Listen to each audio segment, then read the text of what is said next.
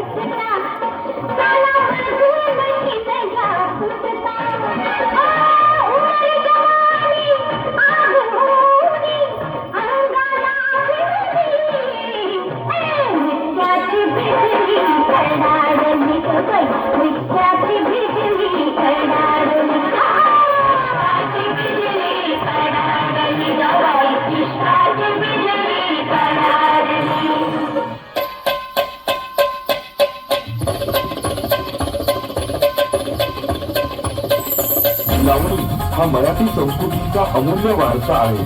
हा वारसा रुपेरी पडदा गाजवणाऱ्या जुन्या काळातील लावणी सम्राज्ञींकडून आजच्या नवीन तारकांकडूनही असाच बहरत राहील यात शंका नाही। या सर्व तारकांना मानाचा मुद्रा।